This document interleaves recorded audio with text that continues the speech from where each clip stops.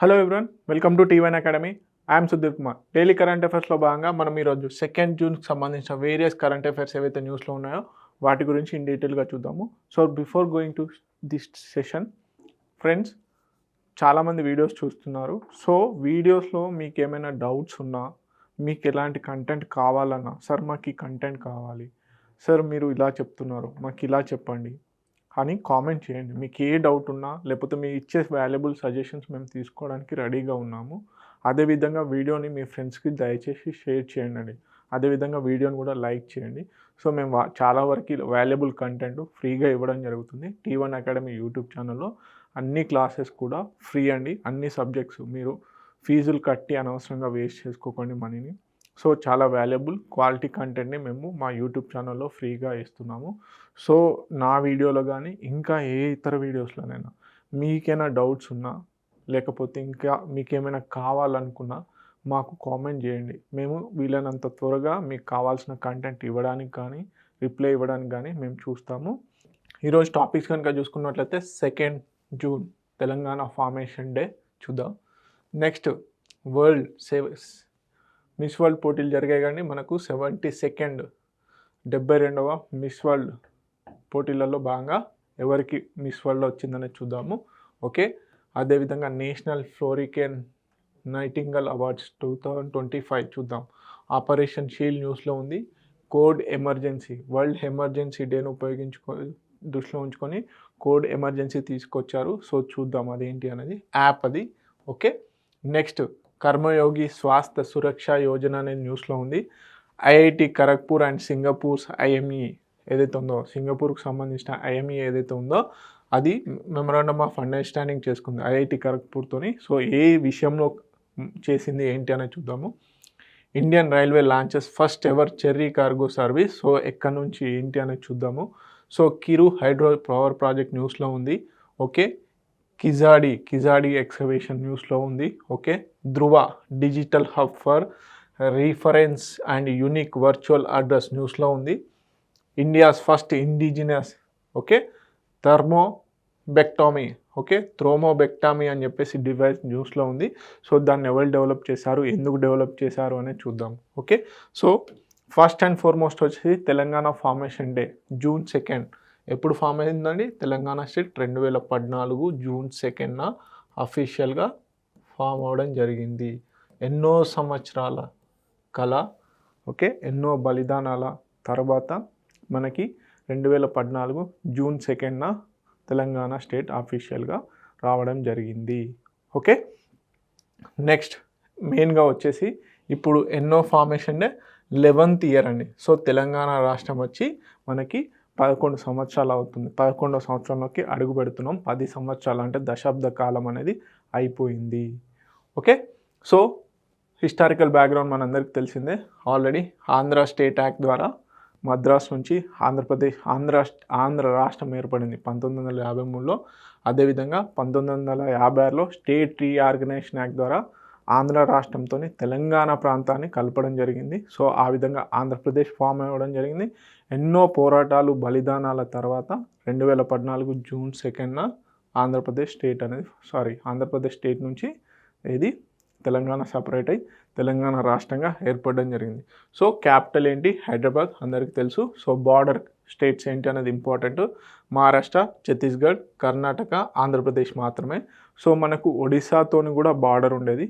కానీ state reorganisation ఏదైతే ఉందో ఆంధ్రప్రదేశ్ స్టేట్ బైఫర్కేషన్ యాక్ట్లో భాగంగా బేసిక్గా ఒడిశా బార్డర్లో ఉన్నటువంటి భద్రాచలం ఏదైతే ఉందో ఆ దాంట్లో 7 మండలాలు, భద్రాద్రి కొత్తగూడెంలో ఉన్నటువంటి 7 మండలాలను మనం ఏపీకి ఇవ్వడం జరిగింది.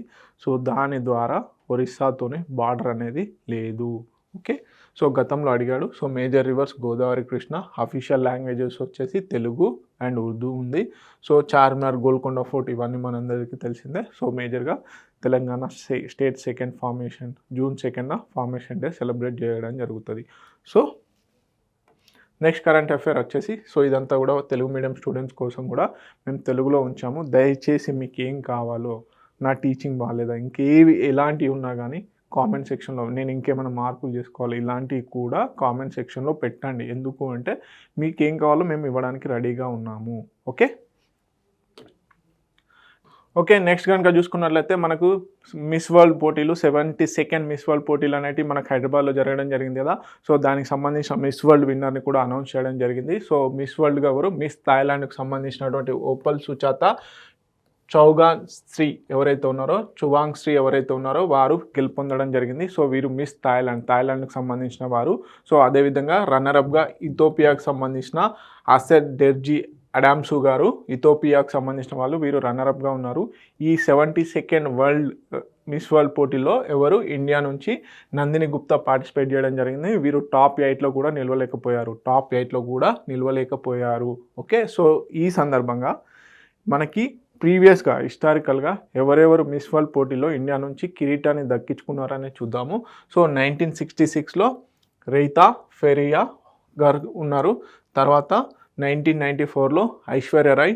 ఓకే, తర్వాత 1997లో డియానా హెడెన్ గారు. ఓకే, 1999లో యుక్తా మోకే గారు. ఓకే, తర్వాత ప్రియాంక చోప్రా 2000 సంవత్సరంలో. అదేవిధంగా చివరిగా 2015లో మనుషి చిల్లర్ మిస్ వరల్డ్ పోటీలో విన్నర్ అవ్వడం జరిగింది. So this is the list. Compulsory chronological order అడిగే ఛాన్సెస్ ఉన్నాయి. ఓకే, ఎందుకంటే ఇండియాలో జరిగాయి కాబట్టి. సో ఇదంతా కూడా తెలుగు మీడియం స్టూడెంట్స్కి తెలుగులో ప్రొవైడ్ చేయడం జరిగింది. Please watch. Okay, national Florence Nightingale award 2025. So ఎవరైతే మిడ్ వైఫ్స్, నర్సెస్ వీళ్ళు ఉంటారో వారు చేసిన విశిష్ట సేవని గుర్తించడం కోసం అని చెప్పేసి ఈ నేషనల్ ఫ్లోరికెన్ నైటింగల్ అనే అవార్డ్స్ ఇవ్వడం జరుగుతుంది. సో 2025 గాను మొత్తంగా 15 మందికి మన రాష్ట్రపతి భవన్లో ద్రౌపది ముర్ము గారు ఈ అవార్డ్స్ అనేటివి ప్రజెంట్ చేయడం జరిగింది. So presented by the president Draupadi Murmu గారు ఎట్ రాష్ట్రపతి భవన్. ఓకే, ఎవరు ఇస్తారు, ఏ మినిస్ట్రీ కింద ఇస్తారు అంటే ministry of health and family welfare కింద to honour exceptional service and commitment. Okay, ఎవరైతే వాల్యుబుల్ సర్వీస్ ఇస్తారో వారి యొక్క విశిష్ట సేవను గుర్తిస్తూ మనకి నేషనల్ ఫ్లోరికెన్ నైటింగల్ అవార్డు అనేది ఇవ్వడం జరుగుతుంది. ఓకే, సో మేజర్గా registered nurses, midwives, auxiliary nurse midwives ఎవరైతే ఉంటారో ANMs, okay, lady health visitors, వీరందరికీ కూడా వారు చేసిన విశిష్ట సేవకు ఈ నైటింగల్ అవార్డ్స్ అనేవి ఇవ్వడం జరుగుతుంది.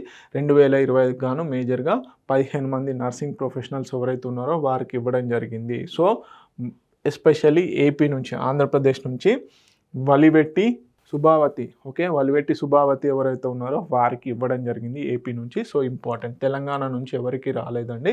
సో వలివెట్టి సుభావతి ఎవరైతే ఉన్నారో ఈ 15 మందిలో వారు ఒకరు. ఓకే, మనకి నర్సింగ్ దాంట్లో ఈ హెల్త్ రిలేటెడ్ దాంట్లో విశిష్ట సేవ ఎవరైతే చేస్తారో వారికి ఇవ్వడం జరుగుతుంది నైటింగల్ అవార్డు. ఓకే, ఇదంతా కూడా తెలుగు మీడియం స్టూడెంట్స్ కోసం అనే స్లైడ్ తెలుగులో ఉంచడం జరుగుతుంది. ఒకసారి వీడియోని పాజ్ చేసుకొని ఇంపార్టెంట్ పాయింట్స్ నోట్ చేసుకోండి. ఓకే, నేను ఏదైతే తెలుగులో ఎక్స్ప్లెయిన్ చేస్తున్నానో అదంతా కూడా ఇక్కడ ప్రొవైడ్ చేయడం జరిగింది. Next operation shield. ఓకే, బేసిక్గా ఆపరేషన్ షీల్డ్ అనేది ఈ బార్డర్ స్టేట్స్ ఏవైతే ఉంటాయో, బార్డర్ రాష్ట్రాలు ఏవైతే ఉంటాయో ఆ రాష్ట్రాలలో ఒకవేళ ఎమర్జెన్సీ సిచ్యువేషన్ వస్తే ఏ విధంగా రియాక్ట్ అవ్వాలి. ఇప్పుడు పహల్గామ్ అటాక్ జరిగింది, అదొక ఎమర్జెన్సీ సిచ్యువేషన్. ఓకే, అలాంటి టైంలో ఏ విధంగా రియాక్ట్ అవ్వాలని చెప్పేసి ఒక మాక్ డ్రిల్స్ టైప్స్ అనమాట. సో అదే ఆపరేషన్ షీల్డ్ అనమాట. So especially launched post Pahalgam terrorist attack. So heighten the security focus along western borders with పాకిస్తాన్లో ఉన్నటువంటి ఏవైతే స్టేట్స్ ఉన్నాయో వాటిలో ఈ ఆపరేషన్ షీల్డ్ అనేది తీసుకురావడం జరిగింది. బేసిక్గా ఏదైనా ఒక ఇన్సిడెంట్, టెర్రర్ అటాక్స్ కానీ ఇలాంటివి జరిగినప్పుడు ఏ విధంగా రియాక్ట్ అవ్వాలి అని చెప్పేసి ఒక మాక్ డ్రిల్స్ టైప్స్ అనమాట. So operation shield.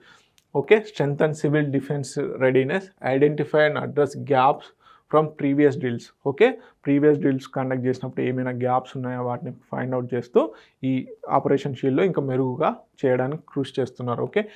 Okay, ensure effective response protocols and trained persons. Okay, so అదేవిధంగా స్కోప్ అండ్ లొకేషన్స్ అంటే మనకు చెప్పంగా జమ్మూ కాశ్మీర్, ఓకే, పంజాబ్, రాజస్థాన్, గుజరాత్, హర్యానా, చండీగఢ్, ఎస్పెషల్లీ పాకిస్తాన్తో బార్డర్లో ఉన్నటువంటి స్టేట్స్లలో. Okay, so simulated scenarios, drone strikes, hostile aggression ఇవన్నీ జరిగినప్పుడు ఏ విధంగా రియాక్ట్ అవ్వాలి.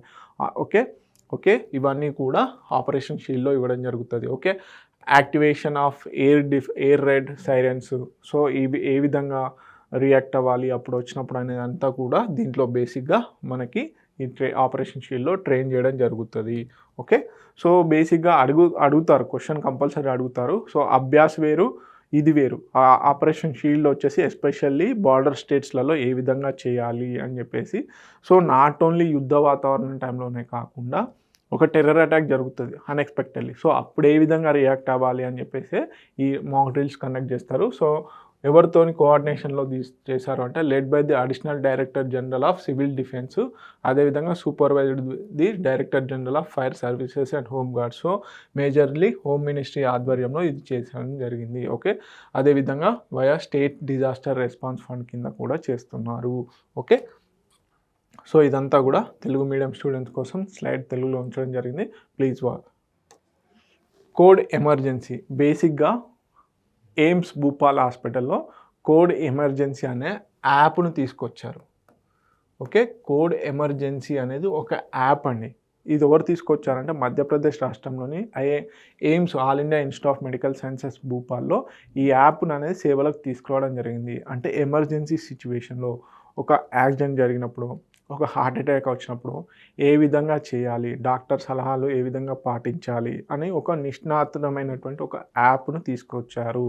ఎవరు తీసుకొచ్చారు? ఎయిమ్స్ భూపాల్ వాళ్ళు. ఓకే, సో బేసిక్గా one state one health one emergency, one state one health one emergency అనే ప్రోగ్రామ్ని అనే పాలసీని మధ్యప్రదేశ్ గవర్నమెంట్ 2024లోనే తీసుకురావడం జరిగింది.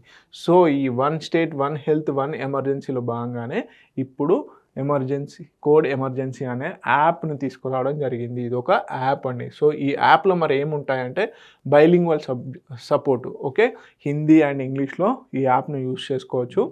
ఆఫ్లైన్ యాక్సెసిబిలిటీ ఆఫ్టర్ డౌన్లోడ్, ఒకవేళ మీ దగ్గర నెట్ లేకున్నా కానీ ఈ యాప్ అనేది పనిచేయడం జరుగుతుంది. సో దీంట్లో ఏంటంటే ప్రికాషన్స్ ఏ విధంగా తీసుకోవాలి, ఇప్పుడు ఒక ఎమర్జెన్సీ సిచ్యువేషన్, ఇప్పుడు ఒక హార్ట్ అటాక్ లేకపోతే సివియర్ యాక్సిడెంట్ వచ్చినప్పుడు ఏ విధంగా చేయాలి, అదేవిధంగా సిపిఆర్ ఏ విధంగా నిర్వహించాలి అని చెప్పేసి audio visual CPR instruction for all age groups ఈ విధంగా.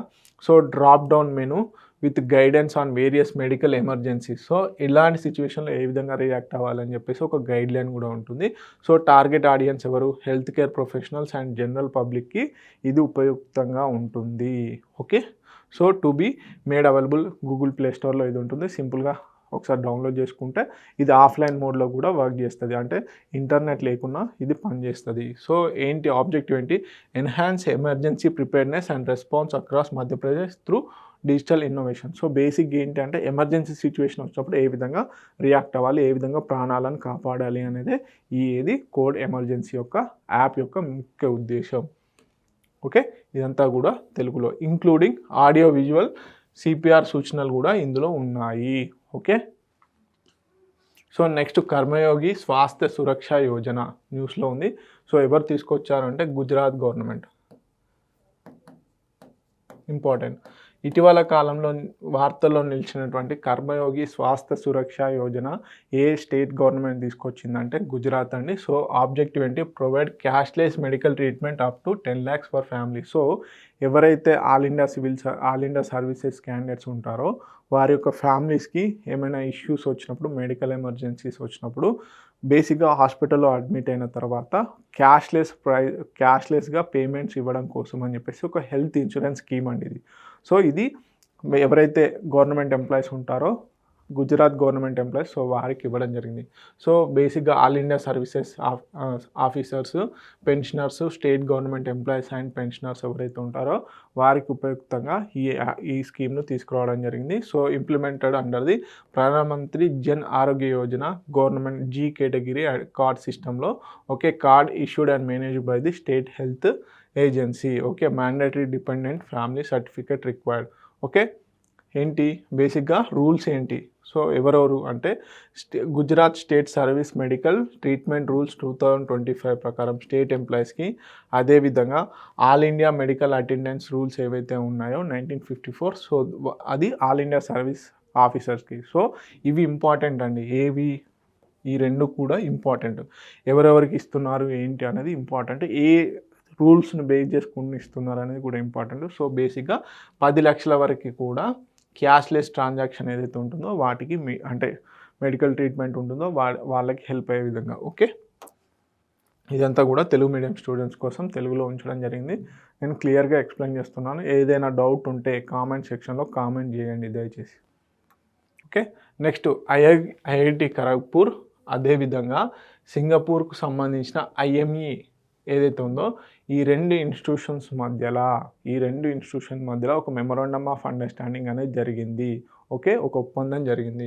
సో ఏంటి, అడ్వాన్స్ సెమీకండక్టర్ టెక్నాలజీ కొలాబరేషన్ చేయాలి, అనేది చేయాలి అన్న ఉద్దేశంతో ఒక రీసెర్చ్ అండ్ డెవలప్మెంట్ ఆర్గనైజేషన్ని డెవలప్ చేయాలి కొలాబరేటివ్ మోడ్లో అని చెప్పేసి చేశారు. ఓకే, క్వశ్చన్ ఇక్కడ నుంచి ఏ విధంగా ఫ్రేమ్ అవ్వచ్చు అంటే, ఇటీవల కాలంలో ఐఐటి ఖరగ్పూర్ ఏ దేశంతో సంబంధించిన ఇన్స్టిట్యూషన్తో సెమీకండక్టర్ల యొక్క రీసెర్చ్ అండ్ డెవలప్మెంట్ని ఎస్టాబ్లిష్ చేసుకుంది, మెమరాండమ్ ఆఫ్ అండర్స్టాండింగ్ చేసుకుందంటే సింగపూర్కు సంబంధించినటువంటి IME. Okay, so establish A collaborative framework for joint research and development and human capital development in advanced semiconductor technology. So semiconductor టెక్నాలజీలో రాబోయే తరాలకు సంబంధించి, అంటే సెమీకండక్టర్ టెక్నాలజీలో ఇంకా అడ్వాన్స్డ్ టెక్నాలజీస్ వస్తాయిగా, సో వాటి మీద రీసెర్చ్ చేస్తూ కొలాబరేటివ్గా వెళ్ళాలన్న ఉద్దేశంతో ఈ మెమరాండమ్ ఆఫ్ అండర్స్టాండింగ్ అనేది చేసుకోవడం జరిగింది.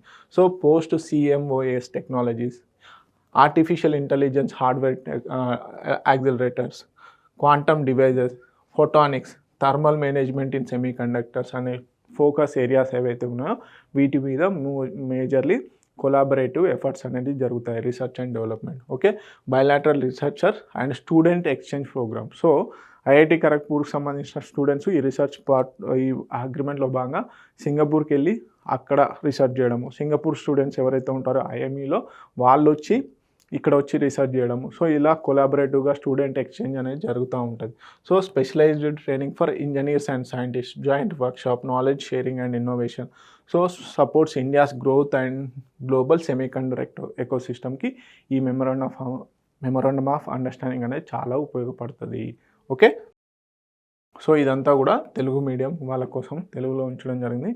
ఓకే, ఒకసారి వీడియోని పాజ్ చేసుకొని అసలు ఏంటి అంశాలు ఏంటి అనేది చూడండి. ఓకే, నెక్స్ట్ కనుక చూసుకున్నట్లయితే నెక్స్ట్ కరెంట్ అఫేర్ వచ్చేసి ఇండియన్ రైల్వేస్ వచ్చేసి ఒక first ever cherry cargo service అనేది లాంచ్ చేయడం జరిగింది. ఎక్కడి నుంచి ఏంటనేది చూద్దాం. యాక్చువల్లీ ఇండియన్ రైల్వేస్ అలాగే హార్టికల్చర్ డిపార్ట్మెంట్ కలిసి సంయుక్తంగా ఏది కార్గో సర్వీస్ అనేది తీసుకురావడం జరిగింది. సో బేసిక్గా మనకి చాలా మటుకి మన ఇండియాలో ఫుడ్ అనేది ప్రొడక్షన్ అని చెప్పేసి ఎస్పెషల్లీ సెరల్స్ కానీ పంటలు హార్టికల్చర్ రిలేటెడ్ ఎస్పెషల్లీ కూరగాయలు పండ్లు కానీ విపరీతంగా పండుతాయండి. కాకపోతే పోస్ట్ హార్వెస్ట్ తర్వాత ఈ కార్గో సర్వీసెస్ అనేటివి ప్రాపర్గా ఉండకపోవడం వల్ల ధరలు పెరగడం కానీ ఖరాబ్ అవ్వడం కానీ జరుగుతాయి. సో అందుకని చెప్పేసి హార్టికల్చర్ డిపార్ట్మెంట్ ఇప్పుడు ఇండియన్ రైల్వేస్తో టైఅప్ అయి సో బేసిక్గా స్పెషలైజ్డ్ ట్రైన్స్ అనేటివి నడిపిస్తున్నాయి. అంటే ఇప్పుడు సపోజ్ ఎక్కడైనా బంగాళదుంప ప్రాపర్గా ఎక్కువగా పండుతుంది అనుకుందాం, ఆ ఏరియా నుంచి ఇంకో ఏరియాకి షిఫ్ట్ చేయాలి. సపోజ్ మనకి పంజాబ్ ఈ రీజియన్లో పండుతుంది అనుకున్నాం, అక్కడ నుంచి కేరళకు రావాలి. సో డిఫరెంట్ ట్రాన్స్పోర్ట్ మెథడ్స్ని ఉపయోగించడం వల్ల ఈ ట్రాన్స్పోర్ట్ అనేది డిలే అవుతుంది. సో అలా కాకుండా సో డెడికేటెడ్గా ఒక ట్రైన్ రన్ చేస్తే ఏమవుతుందంటే తొందరగా ఎలాంటి మనకి ఇబ్బందులు లేకుండా ఆ ట్రైన్స్ రావడం జరుగుతుంది. సో అలా డెడికేటెడ్ ట్రైన్స్ని నడిపించాలని అనుకున్నారు సో హార్టికల్చర్ డిపార్ట్మెంట్ వాళ్ళు. సో దాంట్లో భాగంగానే ఇప్పుడు ఏంటంటే first ever cherry cargo service అనేది మనకి కాట్రా నుంచి ముంబైకి మధ్యలో నడిపించడం జరిగింది. సో ఇది అడుగుతారు, ఇటీవల కాలంలో first ever cherry based train అనేది అంటే కార్గో సర్వీస్ అనేది ఏ ప్రాంతం నుంచి ఏ ప్రాంతానికి నడిపించారు అంటే కాట్రా, జమ్మూ కాశ్మీర్లోని కాట్రా నుంచి ముంబైకి నడిపించడం జరిగింది. ఓకే, సో ఎవరు, Indian railways and horticulture department. So Katra railway station ఏదైతే ఉందో జమ్మూ కాశ్మీర్ నుంచి ముంబైకి, so enable efficient transportation for perishable horticulture produce. So బేసిక్గా ఏవైతే తొందరగా ఖరాబ్ అయ్యే ఛాన్సెస్ ఉంటాయో వాటికి అంటూ ఒక సెపరేట్గా ఇలాంటి కార్గో సర్వీస్ని నడిపిస్తామని చెప్తున్నారు. So support local cherry growers with access to larger and distant market. So first dedicated cherry cargo rail అనమాట. So reduced transit time, minimises the spoilage. So ఇది ఈ విధంగా సో డెడికేటెడ్గా ఏదైనా ట్రైన్ సర్వీసెస్ ప్రొవైడ్ చేస్తే సో అవి తొందరగా పాడవకుండా ఎక్కువగా ఎక్స్పోర్ట్స్కి ఛాన్సెస్ ఉంటాయి. దానివల్ల లోకల్ రైతులు ఎవరైతే ఉంటారో ఆ లోకల్ రైతుకి ఇబ్బంది కలగకుండా ఉంటుంది. సో ఇదంతా కూడా తెలుగు మీడియం స్టూడెంట్స్కి అని చెప్పేసి స్లైడ్ తెలుగులో ఉంచడం జరిగింది. Please watch. Okay. Next kheer hydro power project ఎక్కడ ఉంది? అసలు ఎందుకు న్యూస్‌లో ఉంది అనేది చూద్దాం. సో, దీనికి సంబంధించి జమ్మూ కాశ్మీర్‌కి సంబంధించిన గవర్నర్ ఎవరైతే ఉన్నారో అదేవిధంగా ఇంకొక 5గురికి నోటీసెస్ అనేది ఇవ్వడం జరిగింది సిబిఐ. ఎందుకు? దీనికి సంబంధించిన కాంట్రాక్ట్ ఈ కిరు హైడ్రో పవర్ ప్రాజెక్ట్ ఏదైతే ఉందో ఈ కిరు హైడ్రో పవర్ ప్రాజెక్ట్‌కి సంబంధించిన కాంట్రాక్ట్ దానిలో దాదాపుగా సివిల్ వర్క్స్ ఏవైతే ఉన్నాయో వాటిలో 2200 కోట్ల వరకు ఫ్రాడ్స్‌లు అనేటివి జరిగాయి. అందుకని చెప్పేసి సిబిఐ నోటీసెస్ ఇవ్వడం జరిగింది. ఓకే. దీని యొక్క ఈ కిరు హైడ్రో పవర్ ప్రాజెక్ట్ ఏ నది పైన నిర్మించడం జరిగింది? అదేవిధంగా దీని కెపాసిటీ ఎంత అని చూద్దాం. 624 megawatts run of river hydro scheme. So, run of river hydro power scheme అంటే ఏం లేదండి. సో, రివర్‌కి అడ్డంగా ఒక డ్యామ్ కట్టేసి సింపుల్గా అక్కడ ఎలక్ట్రిసిటీ జనరేషన్కి సంబంధించిన ప్లాంట్ అనేది ప్రొవైడ్ చేయడం జరుగుతుంది. సో, ఏంటి వాటర్ని స్టోర్ చేసి ఒక ఇతరత్ర అగ్రికల్చర్ డ్రింకబుల్ వాటర్కి యూజ్ చేయకుండా కేవలం ఆ ఫ్లోని డిస్టర్బ్ చేయకుండా హైడ్రో పవర్ని మాత్రమే ఉత్పత్తి చేసేందుకని చెప్పేసి run of river hydro power స్కీమ్ని కన్స్ట్రక్షన్ చేస్తారు. సో, మోస్ట్లీ మనకి ఇప్పుడు ఇండస్ వాటర్ ట్రీటీలో భాగంగా ఏవైతే ఇండస్, జీలం, చినాబ్ ఉన్నాయో ఆ 3 నదులు కూడా పాకిస్తాన్కి ఎక్కువగా ఇవ్వడం జరుగుతుంది కదా. సో, 20% వాటర్ మాత్రమే మనం వాడుకోవాలి. సో, మిగతా వాటర్లో మనం ఇలాంటి run of river hydro power స్కీమ్స్ని డ్యామ్స్ని కన్స్ట్రక్షన్ చేసుకోవచ్చు. సో, అలాంటివి అన్నమాట. ఓకే. ఇది ఎక్కడ ఉంటుంది? మేజర్గా వచ్చేసి కిష్తవార్ డిస్టిక్ ఏదైతే ఉందో జమ్మూ కాశ్మీర్లో ఉండడం జరిగింది. ఏది ఈ Kiru hydro power project. So, ఇది చినాబ్ రివర్ ఎక్కడ సింగాద్ అండ్ అదేవిధంగా బేలా అనే 2 స్ట్రీమ్స్ ఈ చినాబ్ రివర్లో కలవడం జరుగుతుంది. అక్కడ ఈ డ్యామ్ అనేది కన్స్ట్రక్షన్ చేయడం జరిగింది. పూర్తిగా కాంక్రీట్ గ్రావిటీ డ్యామ్ అనమాట. సో, చినాబ్ వ్యాలీ పవర్ ప్రాజెక్ట్స్లో భాగంగా ఏంటి నేషనల్ హైవే పవర్ ప్రాజెక్ట్ ఏదైతే ఉందో అది 49% ఉంది. అదేవిధంగా Jammu Kashmir state power development corporation ఏది ఉందో దాని వాటా 49, అదేవిధంగా పీటీసీ వచ్చేసి 2%. సో, ఇప్పుడు ఎందుకు న్యూస్లో ఉందంటే గవర్నర్కి ఇష్యూ చేయడం జరిగింది. So, former Jammu Kashmir so అతనికి ఇష్యూ చేయడం జరిగింది. ఓకే. సో, ఈ కిరు హైడ్రో పవర్ ప్రాజెక్ట్ ఏ నది పైన కన్స్ట్రక్షన్ చేశారు అనేది ఇంపార్టెంట్. సో, ఇదంతా కూడా తెలుగు మీడియం స్టూడెంట్స్ కోసం తెలుగులో స్లైడ్ ఉంచడం జరిగింది. Okay. Please stop and note it down. Next Keezhadi excavation. So, రీసెంట్గా ఆర్కియాలజికల్ సర్వే ఆఫ్ ఇండియా ఎవరు అమర్నాథ్ రామకృష్ణ అనే ఒక ఆర్కియాలజిస్ట్కి నోటీసులు పంపించడం జరిగింది. ఏంటి ఈ కిజాడి ఎక్స్కవేషన్లో ఫైండ్ అవుట్ చేసినటువంటి డేట్ కానీ ఆ సైట్కి సంబంధించిన ఇతరత్ర సర్వేస్ కానీ మళ్ళీ ఒకసారి ప్రాపర్గా డాక్యుమెంట్స్ని పంపించండి అని చెప్పేసి ఇప్పుడు న్యూస్లో ఉందన్నమాట. సో, ఒక రకంగా స్టేట్ గవర్నమెంట్కి అదేవిధంగా సెంట్రల్ గవర్నమెంట్ ఇష్యూలో ఈ ఆర్కియాలజికల్ సర్వే ఆఫ్ ఇండియా వాళ్ళు ఎక్కువగా ఇబ్బంది పడుతున్నారు. So, archaeological survey of India వాళ్ళు ఇతనికి పంపించారు నోటీసెస్. సో, ఈ కిజాడి ఎక్స్కవేషన్స్ ఏవైతే ఉన్నాయో వాటి గురించి ప్రాపర్గా రీసెర్చ్ పేపర్స్ అనేవి ప్రాపర్గా సబ్మిట్ చేయండి అని చెప్పేసి. సో, ఇది బేసిక్గా మనకి ఏది ఫేమస్ 200 years బ్యాక్ ఉన్నటువంటి సంగం లిటరేచర్ రిలేటెడ్గా ఇక్కడ ఎక్స్కవేషన్స్ అనేటివి ఫైండ్ అవుట్ చేయడం జరిగింది. సో, ఆ పీరియడ్ డేట్కి సంబంధించి ప్రాపర్ ఎవిడెన్స్ని సబ్మిట్ చేయండి అని చెప్పేసి చెప్తున్నారు. ఓకే. ఎవరు archaeological survey of India Amarnath Ramakrishna గారికి. సో, ఇతను ఒక ఆర్కియాలజిస్ట్ అందుకని చెప్పేసి న్యూస్లో ఉంది. So, scientific accuracy and improve period classification అని చెప్పేసి నోటీసులు ఇచ్చారు. సో, బేసిక్గా ఈ కిజాడి ఎక్స్కవేషన్ ఎక్కడ ఉందంటే మదురై తమిళనాడులో. So, especially Vaigai river basin ఏదైతే ఉందో సో ఈ వైగై రివర్ బేసిన్లో ఈ కిజాడి అనే సైట్ ఉండడం జరిగింది తమిళనాడులో. సో, 2015 నుంచి ఇక్కడ ఎక్స్కవేషన్స్ అనేవి చేశారు. So, initially explored archaeological survey of India. Okay. Actually ఈ 2015 నుంచే ఈ ఎక్స్కవేషన్ అనేది ఆర్కియాలజికల్ సర్వే ఆఫ్ ఇండియా వాళ్ళు నిర్వహించారు. కానీ తర్వాత తమిళనాడు స్టేట్ ఆర్కియాలజికల్ డిపార్ట్మెంట్కి అప్పచెప్పడం జరిగింది. సో, అప్పచెప్పిన తర్వాత కొన్ని ఫైండింగ్స్ అనేది చేశాము అని చెప్పేసి ఈ అమర్నాథ్ రామకృష్ణ గారు పంపించారు. కాకపోతే అక్కడ సైంటిఫిక్ ఎవిడెన్సెస్ లేవు, మీరు ప్రాపర్గా చేయలేదు. అది వీరు ఏం చెప్తున్నారంటే 600 నుంచి 200 BC ఇయర్స్ అంటే క్రీస్తు పూర్వంకి సంబంధించిన ఎవిడెన్సెస్ ఉన్నాయని చెప్తున్నారు. సో, దానికి సైంటిఫిక్ ఏదైతే కార్బన్ డేటింగ్ ఉందో వాటిని ప్రాపర్గా సబ్మిట్ చేయండి అని చెప్పేసి ఆర్కియాలజికల్ సర్వే ఆఫ్ ఇండియా చెప్తుంది. సో, ఇప్పుడున్న పరిస్థితులలో ఈ కాన్ఫ్లిక్ట్ నడుస్తున్న తరంలో ఈ కిజాడి ఎక్స్కవేషన్ గురించి అడిగే ఛాన్సెస్ ఉన్నాయి. లొకేషన్ అడుగుతారు, ఏ నది తీరాన ఉంది అని అడుగుతారు. ఓకే. సో, ఇదంతా కూడా తెలుగులో ఉన్నది. సో, ఈ స్లైడ్ తెలుగులో ప్రొవైడ్ చేయడం జరిగింది. ఒకసారి వీడియోని పాజ్ చేసుకొని ఇంపార్టెంట్ పాయింట్స్ నోట్ చేసుకోండి. Okay. Next digital hub for reference and unique virtual address.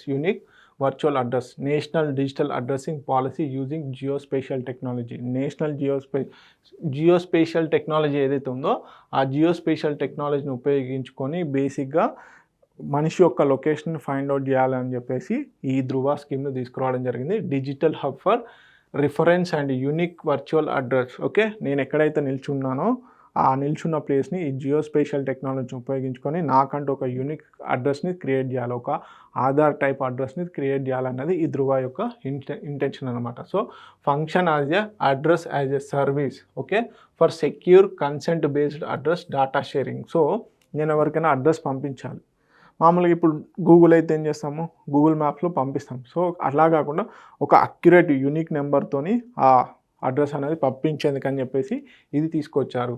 AIIMS to build digital address, digital public ఇన్ఫ్రాస్ట్రక్చర్ని బిల్డ్ చేయడం కోసమని ఈ ధృవాన్ని తీసుకొచ్చారు. చాలా important. Geo coded and standard address system.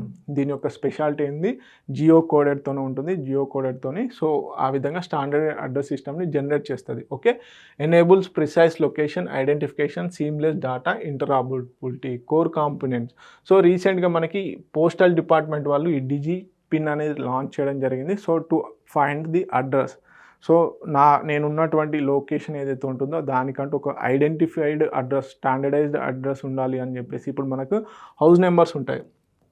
Suppose మన ఇల్లే ఉందనుకుందాం, మన ఇంటికి సంబంధించి ప్రాపర్గా ఒక యూనిక్ ఐడెంటిఫికేషన్ క్రియేట్ కావాలి, like Aadhaar card type. So accurate number ఉండాలి, సో లొకేషన్స్ ఉండాలి. సో నేను మ్యాప్ పెట్టుకుంటే ఈజీగా వెళ్ళే ఛాన్సెస్ ఉండాలి. సో ఆ విధంగా యూనిక్ ఐడెంటిఫికేషన్ నెంబర్ క్రియేట్ చేసేదే ఈ ధృవ. సో ఆ హౌస్ నెంబర్, ఇప్పుడు నేను మా ఇంట్లో ఉండి ఏం చేస్తాను, నా లొకేషన్ని ప్రాపర్గా ఒక యూనిక్ ఐడెంటిఫికేషన్ నెంబర్ ఇస్తాను. సో అప్పుడు ఏమవుతుంది, అది మారదు. ఇంకా లాంగిట్యూడ్స్ అదేవిధంగా లాటిట్యూడ్స్తో కూడుకున్నటువంటి సెంట్రల్ ఆబ్జెక్ట్ ఏదైతే ఉంటుందో ఆ అక్యురేట్ లొకేషన్స్ ఇవ్వడం జరుగుతుంది. సో 4x4 మీటర్ గ్రిడ్స్తో ఇది ఇవ్వడం జరుగుతుంది. అదేవిధంగా each grid assigned a unique 10 character alphanumeric code based latitude and లాంగిట్యూడ్ను బేస్ చేసుకుని ఉంటుంది. Developed by the IIT Hyderabad and NRSC ISRO. Okay, ఇది ఇంపార్టెంట్ పాయింట్. ఎంటైర్ కరెంట్ అఫేర్లో ధృవ వచ్చేసి ఒక unique identification number for the location. Okay, address కోసం ఒక location అనుకుందాం.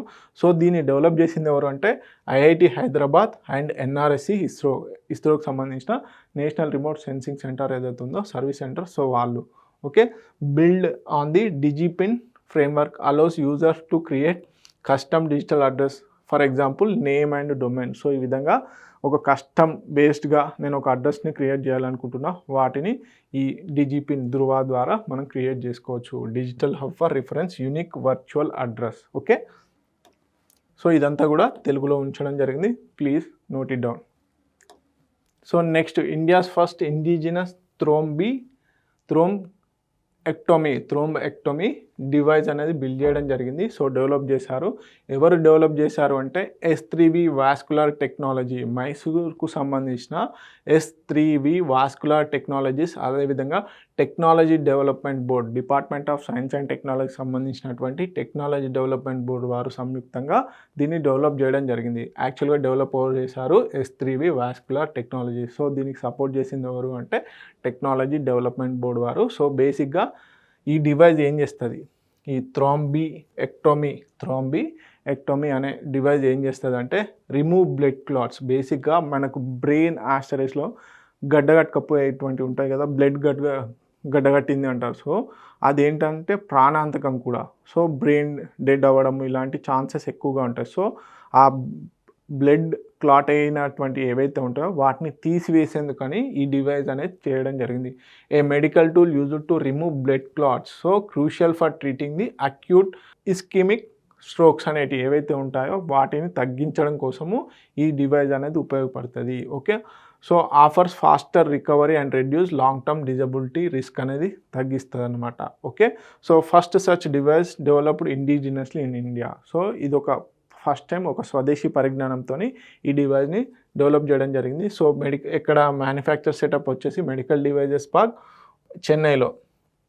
సో మేజర్గా ఏంటి, బ్లడ్లో క్లాట్ అయినటువంటి ఏవైతే ఉంటాయో వాటిని రిమూవ్ చేయడం కోసం అని చెప్పేసి ఈ డివైస్ని బిల్డ్ చేయడం జరిగింది.